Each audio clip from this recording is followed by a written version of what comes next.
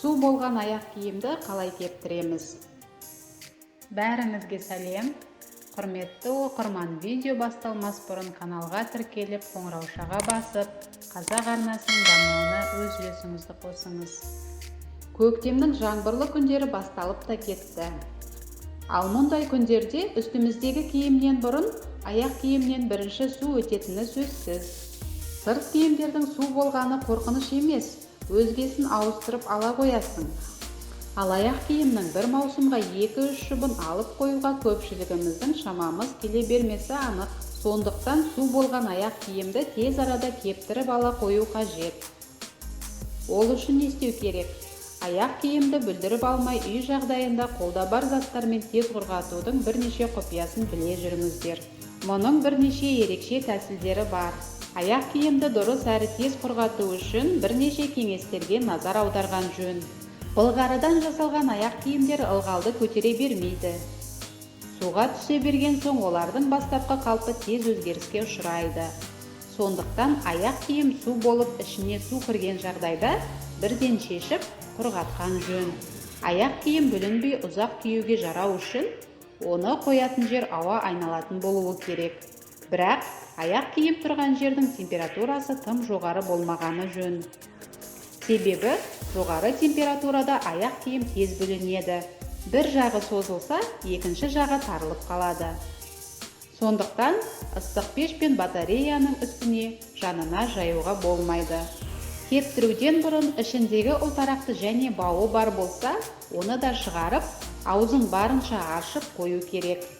Ұлтарақ пен бауды батареяға жайып, бөлек кептіріп алған жөн. Газет пен ас содасы арқылы кептіру. Аяқ киімді ішінен тез кептіру үшін газет пен ас содасын пайдаланамыз. Мұндай тәсілден аяқ киім кештен таңға дейін ақ кеуіп қалады. Ол үшін газетті умаждап, аяқ киім ішіне салу керек. Мұндай газеттің қағазы жылтыр болмағаны жөн. Газеттерді 3-4 сағат сайын ауыстырып отыру керек. Ас содасын шұлықтың ішіне толтырып алып, аяқ киімнің ішіне салу керек. Және 3-4 сағат сайын ауыстыру қажет. Тұзбен құрғату. Ас тұзымен аяқ киім кептіру ерекше тәсілдердің бірі. Тұзды табаға салып, орташа отта қыздырып, капрон шұлыққа салу керек. Тұздың ыстық емес жылы болғаны дұрыс. Шұлықтың аузын жақсылап байлап, аяқ киімнің ішіне салып қою қажет. Егер тұз суып қалып, аяқ киім әлі де дымқыл болса, қайталап ысытып жіберуге болады. Күрішпен кептіру. Ылғалды жақсы тартатын заттардың біріне кәдімгі күріш жатады. Ол үшін қорапқа 3-4 см болатындай етіп күріш салынады. Аяқ киімнің табанын жоғары қаратып, аузын барынша ашып, күріш салынған қорапқа салу керек. Мұндай тәсілмен егер аяқ киім қатты су болмаса, бөлме температурасында 3-4 сағатта құрғап қалады. Сонымен бірге, аяқ киім кептіруге арналған арнайы электр құрылғылары да бар. Олар кішкене кілемше және аяқ киімді іліп қоятын ілгіші бар ұзын түтікше түрінде болады. Бұл екеуін дүкендерден қолжетімді бағаға алуға болады. Электр тоғы арқылы жұмыс істейді. Тағы бір түрі ультракүлгін сәулелі кептіргіш. Мұның бағасы сатылымда қымбат.